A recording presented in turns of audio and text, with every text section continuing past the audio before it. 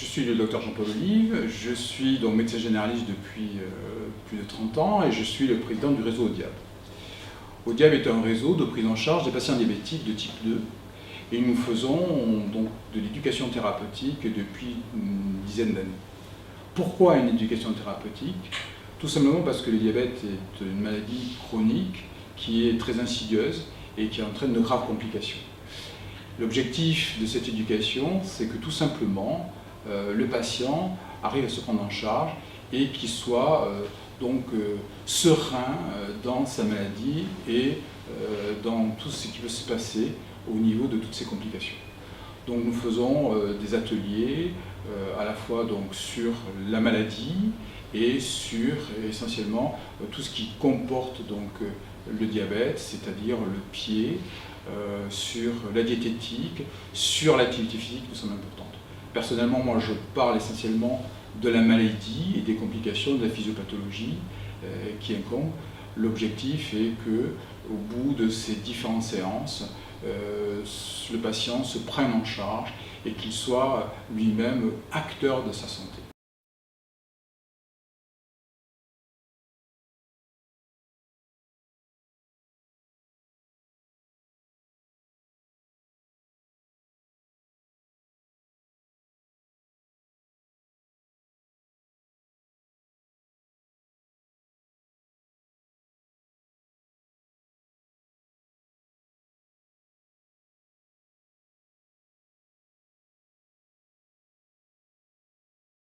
Voici Monique.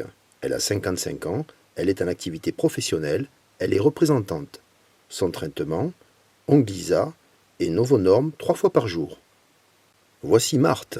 Elle a 70 ans, elle est mariée. DID depuis 6 ans, HbA1c à 9%. Elle a du surpoids, quelques complications cardiaques et des petites plaies aux pieds. Elle va au Scrabble 1 fois par semaine et aimerait voyager un peu plus avec le club des aînés. Son mari a 80 ans et commence à être dépendant. 2 enfants et 3 petits-enfants qu'elle voit de temps en temps, ils habitent à 400 et 300 km. Elle tient à s'occuper seule de sa maison.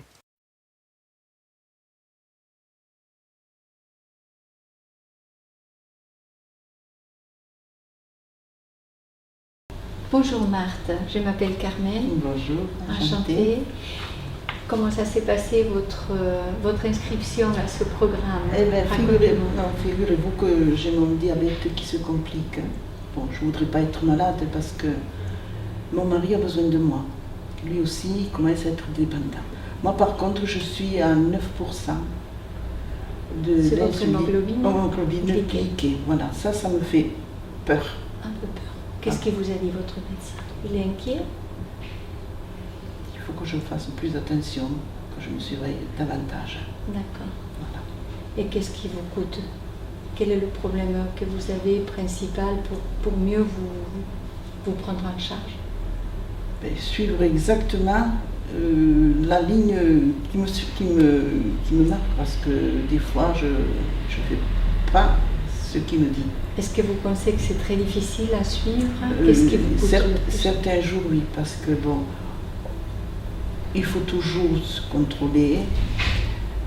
On ne peut pas sortir comme il faut toujours faire suivre le destro. On a, bon, voyager, ça devient plus compliqué, en plus que mon mari est malade, donc les sorties maintenant, c'est vraiment réduit minimum. Bon, après quand je suis avec des personnes, bon, je leur en parle, mais ils ne comprennent pas. Donc, qu'est-ce qui vous coûte encore? Qu'est-ce qui reste difficile encore dans votre vie quotidienne? Bon, toujours pareil. Avant, je faisais de la randonnée, mais bon, maintenant, avec les pieds, c'est pas possible. Puis ça me fatigue. D'accord. Je suis vraiment fatiguée et je marche, j'essaye, mais je marche le moins possible. Parce que il y a des jours où j'ai mal aux chevilles, j'ai mal aux pieds. Bon, est-ce que ça correspond? Oui, ça vient du diabète, je n'en sais rien, mais c'est vrai que souvent j'ai mal aux jambes et aux chevilles. D'accord. Qu'est-ce qui vous ferait plaisir? Qu'est-ce qui serait votre objectif de se faire une petite sortie par semaine? J'aimerais sortir avec le club des aînés. Bon, mais Ce jour-là, peut-être, il faudrait que quelqu'un vienne garder mon mari ou s'en occuper pour que je puisse sortir tranquillement sans me faire du souci. Donc ces ateliers vont se dérouler à la suite de cet entretien. C'est à vous de choisir ce qui vous convient, ce que vous aimez. Il y en a, oui. Parmi tout cela, vous pouvez choisir celui ou ceux qui vous conviennent, ou tous si vous le souhaitez. On peut.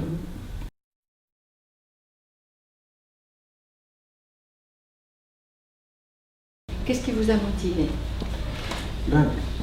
Je suis diabétique, j'ai 70 ans et dans ma famille, il y a déjà j'ai un oncle diabétique à qui on a amputé un orteil et depuis que je suis diabétique et que je suis à la retraite, j'ai été obligé d'un petit peu de freiner sur certaines activités, je sors moins, je vais moins au restaurant, j'ai l'impression que je participe pas à tout ce que je voudrais participer. Donc il y a le souci avec mes pieds là, qui me pose problème. Et puis, autre chose. Donc vous aimeriez qu'on vous aide à trouver le moyen de retrouver un peu la vie, un peu plus la vie d'avant? Oui, qu'est-ce que je peux faire pour que je puisse malgré tout, malgré mon diabète, retrouver peut-être d'autres activités ou d'autres choses que je pourrais refaire, que je m'interdis peut-être de faire. Et avec mon épouse, on en discute et des fois c'est un sujet de discussion. Donc voilà, je ne voudrais pas que ça ait une répercussion sur notre couple et sur notre vie en général. On fait moins de voyages, voilà. Comment ça s'est passé quand on vous a diagnostiqué? Qu'est-ce que vous vous êtes dit à ce moment-là? Moi, j'ai pensé à mon oncle, donc j'ai eu peur d'avoir les mêmes complications que lui. Donc ma priorité un petit peu, c'est tout ce qui peut concerner les pieds. Est-ce que vous en parlez souvent de votre maladie, de vos soucis avec d'autres personnes ou pas trop? Non, pas trop. Non, pas trop. Qu'est-ce qui vous aide au quotidien? Qu'est-ce qui vous aide à tenir avec tous les problèmes que vous venez de me décrire? J'évite de prendre certaines choses, ou je refuse de prendre certaines choses, ou dans les apéritifs, je ne force pas la quantité, quoi. Puis des fois je me lâche. Alors bon. Autrement dit, vous prenez sur vous. Est-ce qu'il y a quelque chose dans ce que vous faites qui vous permet d'être un peu plus fort avec toutes ces épreuves, toutes ces choses qui vous manquent? C'est de sortir et d'aller à la chasse avec mon chien, des copains, voilà. Donc c'est ça qui vous manque le plus, un peu le lien social, oui. D'être avec les autres plus souvent. Et pourquoi vous ne le faites pas? Qu'est-ce que vous pensez qui vous freine par rapport à tout ça? C'est la peur que mon diabète y grimpe et que j'en arrive à des complications que je voudrais éviter. Mais écoutez, on va vous proposer différents ateliers. Et puis ce qui est bien aussi, c'est peut-être de partager avec d'autres diabétiques, eux comment ils le vivent. Peut-être moi ils vivent les mêmes choses que moi, ou moi je ne vis pas des choses qu'ils vivent. Donc je pense que ça sera peut-être rassurant aussi et encourageant. Voilà. Après, vous aurez aussi un atelier justement avec une podologue. Ouais. Vous allez pouvoir lui poser toutes les questions qui vous taraudent à propos de vos pieds. J'espère qu'elle va répondre à toutes ces inquiétudes que vous avez par rapport à l'aggravation. Vous avez le choix parmi tous ces ateliers. Je ne suis pas obligé de tous les faire. Exactement. Ni dans un ordre... Non, ni dans un ordre précis. Disons que nous, on va les dérouler dans un ordre, mais c'est vous qui allez choisir, et si vous ne pouvez pas y assister, bien, ça. Vous aurez l'occasion de revenir. Et je peux venir avec ma femme? Tout à fait. Parce que c'est bien aussi qu'elle entende des fois, de façon de préparer les repas, ou voir peut-être ce que je pourrais mieux faire pour que ça aille mieux dans mon couple. Bien sûr, bien sûr. Mais nous serons ravis de l'accueillir. Merci.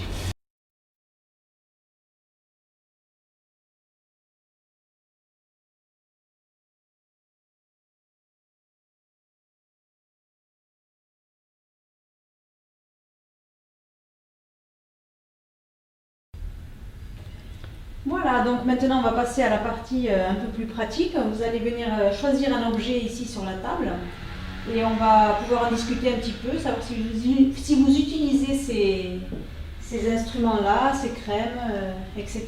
Donc vous pouvez vous lever un après l'autre, venir choisir un objet. Voilà, donc vous avez choisi chacun des objets et ici on va établir un tableau avec ce que vous pensez qui est plutôt conseillé à utiliser pour les pieds chez un diabétique et ce qui est plutôt déconseillé. Hein, ce que vous pensez.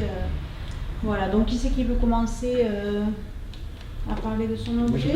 Moi, j'ai choisi la lame de rasoir là. Oui. Parce que j'ai de la corde au pied et je trouve que c'est efficace parce que j'en enlève assez C'est efficace, facilement. vous utilisez ce type de... Mais c'est pas dangereux ça? Bah, j'ai l'habitude de me raser aussi avec une lame de rasoir. Alors, mais bon, ouais, je trouve que c'est pas mal, pareil, hein. mais comme j'ai eu un oncle qui avait un problème de diabète, qui avait des problèmes au pied, Oui. et on lui avait dit de ne pas utiliser des objets tranchants. Alors avec cet objet-là, oui, c'est Ouais, alors effectivement... j'ai un peu arrêté de me giser et j'ai remplacé ça par une râpe là. Mais bon, D'accord. alors, la râpe Donc, il j'y faut arrive, avoir mais beaucoup avant je fais tremper de mes cordes, pieds. hein. Je fais tremper mes pieds avant, donc je trouve Oui. que c'est plus facile à enlever la corde. Et D'accord. bon, j'y arrive. Mais bon, Pour utiliser ces instruments-là, il faut avoir beaucoup de cornes au talon et quand on est diabétique, je pense que vous serez d'accord, c'est une lame de rasoir, c'est plutôt déconseillé. Déconseillé. Hein, c'est plutôt déconseillé. C'est dangereux, vous risquez de vous faire une plaie. Oui. Hein, il ne faut pas oublier que voilà, quand on est diabétique, il faut éviter toute plaie. Donc tout ce qui est piquant, tranchant, et a priori la lame de rasoir, c'est plutôt déconseillé. Hein. Donc ici, je le marque dans la colonne. Alors par contre, la râpe, on peut l'utiliser quand on a beaucoup de cornes au niveau des talons, comme on a les talons secs, on peut l'utiliser.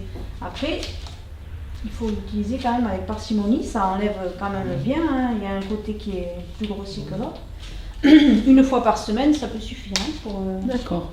utiliser cette râpe. Moi je Et mets la ensuite, crème après. Voilà. Une fois qu'on a préparé la peau, qu'on a enlevé avec la râpe, on peut utiliser la crème. Alors, cette crème, qu'est-ce que vous en pensez? Ben, c'est mon médecin qui me l'a marqué pour les pieds, Hmm. parce qu'elle est remboursée. Oui, moi aussi, Voilà. je la mets. Vous la connaissez, Oui, voilà. oui, oui. C'est pour ça que je l'ai mise là à disposition. En général, les personnes connaissent cette crème-là. On l'utilise pour hydrater la peau, hein, les bras, les jambes. Au niveau des pieds, elle est bien. Si vous n'avez que ça, c'est mieux que rien. Des laboratoires ont élaboré une crème qui est spécifique pour la peau des pieds. Voilà. Et ensuite, vous aviez choisi... Alors moi j'ai choisi le sèche-cheveux Oui. parce qu'il me semble que ça sèche mieux les pieds. Et Oui, c'est ce que je me effectivement, sers, je l'ai mis, voilà, je l'ai mis à... ça m'arrive souvent de Mais ça le brûle sécher. pas ça? Alors, Moi, comme on l'a dit tout à l'heure, il oui. faut faire attention à tout ce qui peut provoquer une plaie au niveau des pieds, donc pas de brûlure évidemment. Il y a une Non, mais il y a- position voilà. air froid Oui, oui. hein, dessus, que D'accord. vous pouvez utiliser, et à distance, c'est plus facile de se sécher les pieds. Et puis Vous vous bien, rappelez pourquoi on se sèche bien les pieds? C'est important de se sécher les pieds. pour ne pas qu'il y ait des champignons, champignons. ouais. Voilà, pour éviter les mycoses, hein, voilà. Et les pieds et entre les orteils. Voilà, bien se sécher Bien se après la sécher. toilette, c'est Mhm. vraiment primordial. Hein. Donc plutôt conseillé de bien se sécher entre les orteils.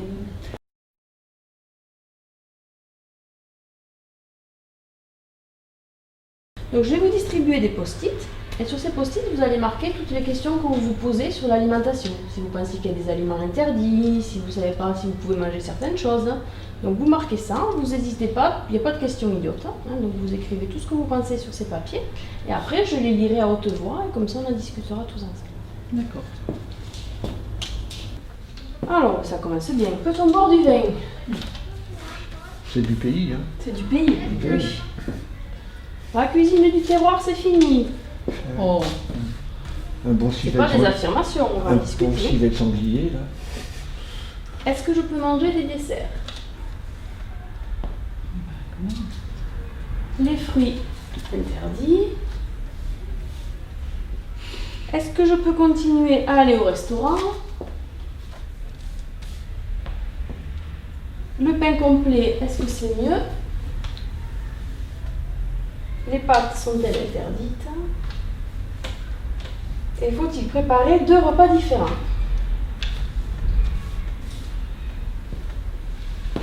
Alors, par quoi nous allons commencer? Par les fruits. Allez, les fruits. Donc, est-ce que vous pensez que les fruits sont interdits? bah, non. Est-ce que vous mangez de tous les fruits? Ou est-ce qu'il y a certains, vous pensez qu'il ne faut pas en manger parce que c'est trop sucré? Moi je mange beaucoup de pommes, et crues Oui. et en compote. Ouais. Alors, Est-ce que beaucoup de pommes pour vous, c'est quoi? Vous en mangez combien dans la journée? Bah, c'est une à chaque repas sans problème, hein. Au petit déjeuner, une à midi, une le soir. Vous êtes sur 3 pommes par jour. Et puis si j'ai un petit coup de faim à 4 heures ou quand je vais à la chasse, eh ben, j'emmène une pomme dans le sac. Et vous mangez des pommes même l'été? Non, je mangerai plus des fruits d'été, des pêches, des abricots, Vous mangez des fruits de ou saison. des cerises. Après, est-ce qu'il y a des fruits que vous ne mangez pas du tout parce que vous pensez qu'il ne faut pas en manger? Moi, je me retiens sur les bananes. Peut-être le raisin. Parce que quand même, il paraît que c'est très sucré. Voilà, donc là, vous citez les fruits les plus sucrés. Hein, donc les fruits les plus sucrés, c'est la banane, que vous venez de citer, le raisin. Qu'est-ce qu'on a d'autre aussi de sucré? Les figues. Les figues. Donc les figues, c'est aussi sucré. Donc effectivement, ce sont des fruits sucrés, mais quand c'est la saison, il ne faut pas vous en priver. Hein. C'est la saison, vous pouvez en manger, mais en quantité, vous en mangerez moins que par exemple les pommes. Hein. Mais attention, les pommes, est-ce que c'est un fruit sucré, la pomme? Ben oui, il y a du sucre. Oui, un peu. Oui. Donc il y a quand même un petit peu de sucre dans la pomme, donc il ne faut pas non plus en manger en quantité énorme. Hein. Parce que dans une pomme qui est petite comme le poing, hein, vous avez la valeur quand même de 15 grammes de sucre. Ah, Donc oui. certaines personnes croient que les pommes c'est le fruit miracle, ils en mangent 1 kilo par jour. Non, hein, ça peut vous faire monter la glycémie. Donc attention. Et si vous mangez votre pomme crue ou si vous la mangez cuite en compote, quelle est la différence? Dans une compote, je mettrais 5 ou 6 pommes. Vous allez la manger. J'en mangerai Mais bien. bien sûr. Alors là non. Hein. Il Oui, faut vraiment, si vous la mangez, que vous la mangez crue ou que vous la mangez cuite, le sucre y est quand même. Donc si vous pouvez manger une pomme crue, vous mangerez une pomme cuite. Il ne faut pas manger 5 ou 6. Sinon ça vous fait 5 ou 6 rations de fruits. Donc ça il faut faire attention. Mais après vous pouvez faire vos compotes maison, à condition qu'elles ne soient pas sucrées. Et au four, des pommes au four. Ouais, si vous, Sans beurre ni sucre. Hein. sans remplir le trou Voilà, de non. beurre, de Non, sucre, non, de non, miel. non, non. Avec du Donc miel. là, oui, hein, du miel. Du miel. Donc non, hein, la pomme au four, vous la mettez comme ça au four, donc vous pouvez la manger.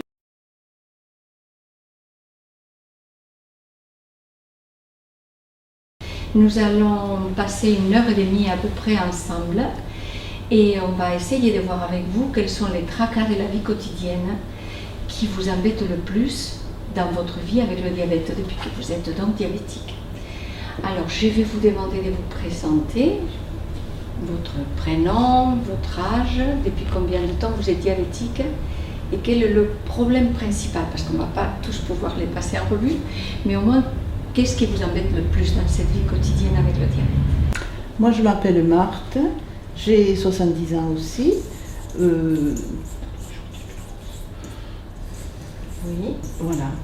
Donc, avant, je prenais comme Monique, je prenais des cachets, mais maintenant, je suis passée à l'insuline. ah bon.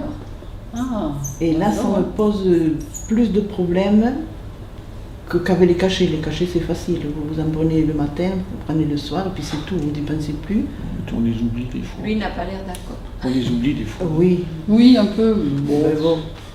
Et C'est quoi le problème supplémentaire par rapport à ça? c'est-à-dire que c'est plus astreignant. Il faut faire toujours attention, être toujours à le contrôler. D'accord. Donc vous faites de l'extra aussi comme lui? Et je souvent. fais souvent des destros, oui. D'accord. Donc on va essayer de voir pourquoi, parce que j'imagine que vous, Monique aussi, qui êtes tout le temps par Oui. moi et par vous devez avoir pas forcément toujours le bon moment pour contrôler ce... Ça serait bien de choisir les moments auxquels vous allez le faire. Donc par exemple, lors d'un effort supplémentaire, un repas plus important que d'habitude, une sortie, un voyage, c'est bien de savoir où on est pour pouvoir s'organiser, puis ensuite surtout être tranquille, ne pas être angoissé, qu'est-ce qui va arriver, qu'est-ce qui peut se passer après. Donc on va revoir ces étapes-là. D'une part, je prépare mon matériel, qu'est-ce que je fais ensuite avant de me piquer? Se lave les mains. C'est la blé. Oui.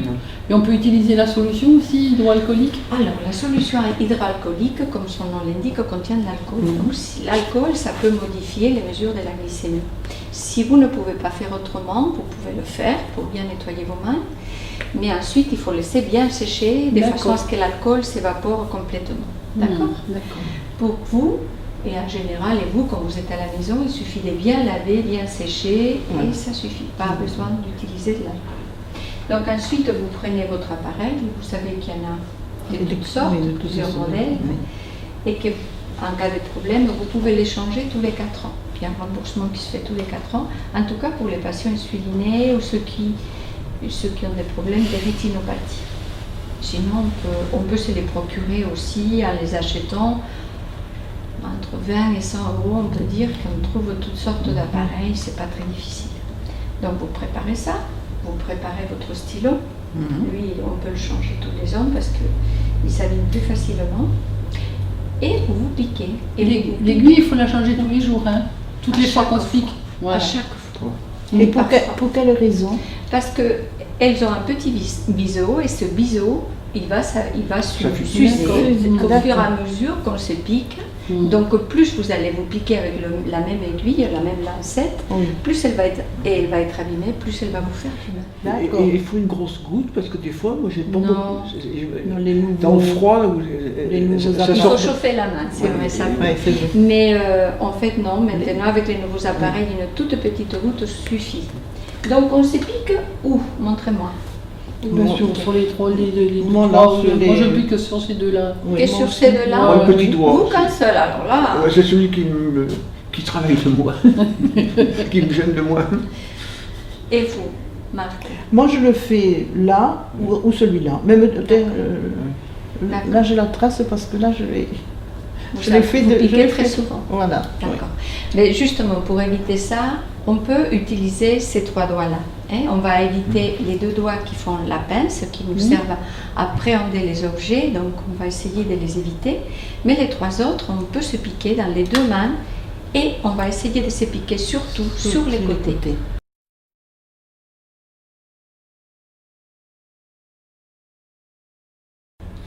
Louis, alors, quand vous partez à la chasse, est-ce que vous pensez à vous échauffer un peu? Moi, le dimanche, là, quand on part avec les copains, on se lève tôt, on part à 5-6 heures du matin, donc je me lève, un bol de café, et je pars en voiture avec le chien et je m'en vais. Et le fusil. Ouais, fusil quand même. Et le fusil, oui, Ah, oui, bon. mais il est tout frais. Et donc vous partez directement, une fois que vous avez posé votre voiture là au lieu où vous devez arriver, hop, ça y est, vous mettez tout sur le dos et vous partez comme ça. On démarre le temps qu'on s'installe, qui va où, qui fait quoi, comment on fait. Donc il y a un petit moment de flottement là où on se répartit sur le terrain, mais bon. Et quand je suis tout seul, eh ben, ouais, peut-être que je pars peut-être un peu moins vite parce que je vais à mon rythme et D'accord. je vais comme Et ça. donc, pas du tout d'échauffement, vous partez comme ça. Ouais. Il vous est jamais rien arrivé, jamais un claquage ou...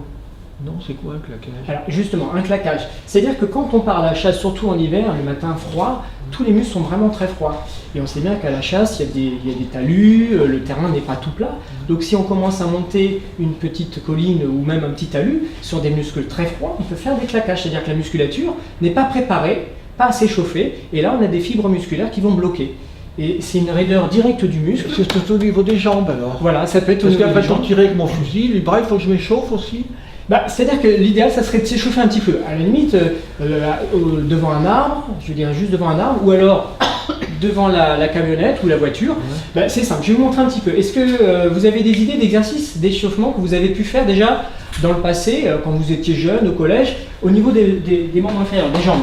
Est-ce que vous avez déjà fait un peu des exercices d'étirement? Ah ben si, le médecin, quand Comme je... ça, non? Alors, la course, oui, on peut parler que c'est un échauffement, mais c'est plus un échauffement au niveau cardiaque, respiratoire, mais c'est pas vraiment musculaire à proprement parler. Mais se toucher les pieds comme ça. bah, voilà, par exemple, ce que montre Louis, ça s'appelle des étirements. Alors, il est fait pas toujours très bien, c'est pas grave, on va y aller doucement. Attends, je vais te reprendre le stylo. Merci. Parce que tu as pratiqué avec tout le monde, du coup. Oh là! Ah oui. Voilà.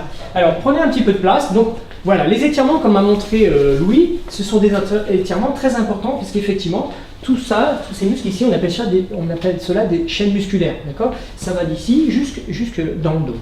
Et ces muscles-là, à froid, si on monte un talus, on peut risquer un claquage en plein hiver, surtout à la chasse, mais ça peut être aussi pendant les randonnées. Donc ce qui est important, c'est d'aller les étirer, ces chaînes musculaires. Alors si vous avez un arbre, c'est de se mettre dans cette position-là pour vraiment étirer tous les muscles du dos jusque derrière. Si vous avez une voiture, votre voiture contre la voiture, vous étirez simplement comme ceci et vous descendez tout doucement. L'idéal, c'est quand même d'étirer tranquillement, pas faire de secousses et descendre tout doucement pour étirer ici. Normalement, pas forcément, non. Sentir un étirement. Est-ce que tu Ça sens un tire dans étirement? le dos. Est-ce que vous sentez des étirements là? C'est bon là, ça. Là, ça tire? Dans le dos, ça tire, moi. Alors c'est parce que tu tends pas assez tes genoux. Ouais, mais j'ai pas assez d'envergure. Alors tu sais, Louis, avance plus tes pieds. Voilà, viens par là, avance tes pieds et tends bien tes genoux par contre. Voilà, si tu tends tes genoux, tu vas sentir là. T'as senti là la corde?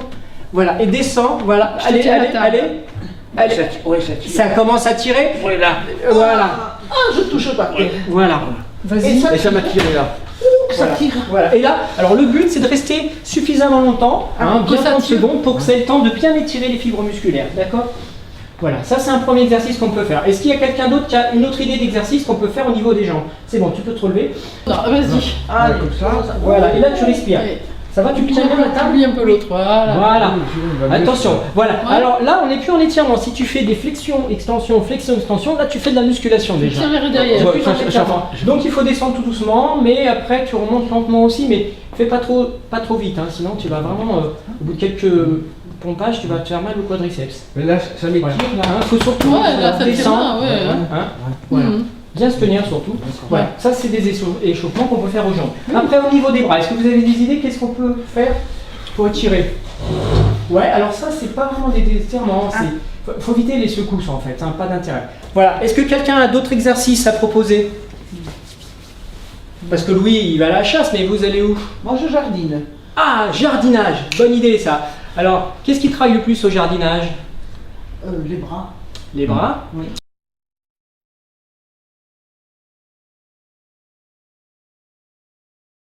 Pour vous, le diabète c'est quoi? Je vais vous demander donc de choisir sur cette table un objet qui va représenter ce que c'est que le diabète. Alors Monique, pourquoi avez-vous pris un téléphone? Ah.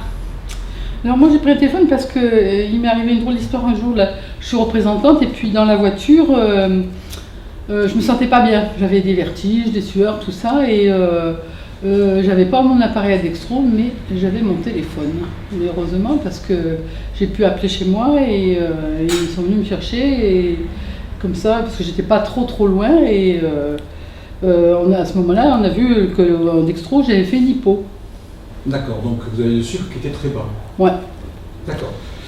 Et qu'est-ce qui s'est passé après? Qu'est-ce que vous avez fait? Après, j'ai mangé un carré de sucre que j'avais pas pris parce que je suis très optimiste de nature. Et puis voilà. Bon, bah, ouais. Après, j'en ai parlé, je l'ai noté sur mon carnet. Puis je l'ai dit à mon médecin après, quand je l'ai vu pour le plus tard. Tu prends pas du sucre dans ta voiture? Ben non, j'avais oublié. Moi, quand je vais à la chasse, j'ai des morceaux de sucre dans la besace. Ben, Avec mon chien, on en mange. ben oui, mais Le alors- chien, il faut pas qu'il en mange trop. Et Marthe alors? Alors, moi, j'ai pris. Bon, Non, Marthe, par rapport à l'hypoglycémie, là, qu'est-ce que vous suggérez? moi, je me serais fait une destro tout de suite. D'accord. Donc en fait, d'après ce qui s'est passé, Monique a fait donc une hypoglycémie, c'est-à-dire que qu'est-ce qu'elle a eu exactement qu'est-ce que vous avez ressenti comme malaise exactement? J'ai eu des sueurs, comment ça s'appelle? Comme des taches blanches devant les yeux. Bon, j'étais pas bien, quoi, une espèce de malaise général. J'étais obligée d'arrêter ma voiture. Est-ce que ça vous est arrivé aussi, Marthe, ce Oui. genre de choses? Moi, je le sens de suite, j'ai les mains qui tremblent. Alors, de suite, je me fais un destro tout de suite et effectivement, c'est bas. Oui. Moi, je transpire. J'ai les jambes qui flageolent un petit peu, mais ça m'arrive à la fin de la journée, à la fin de la partie de chasse. Là. Mais bon, je prends mon morceau de sucre et j'ai l'impression que ça passe. Donc vous voyez que donc ces malaises sont spécifiques, c'est-à-dire qu'on a des vertiges, sensations de mal-être, des sueurs, des Oui. tremblements. Oui, surtout. Oui. Systématiquement, là, il faut penser donc à l'hypoglycémie. Très souvent, c'est parce que soit on a loupé un repas, soit c'est par rapport à certains médicaments. Donc il est très important effectivement de le repérer. Donc, ce qu'a fait, donc heureusement que Monique était à proximité, qu'on a pu faire un dextro, mais effectivement il faut avoir l'appareil à côté, faire le dextro, et puis aussi ensuite, effectivement il faut se resucrer puisque c'est une baisse de sucre dans le sang.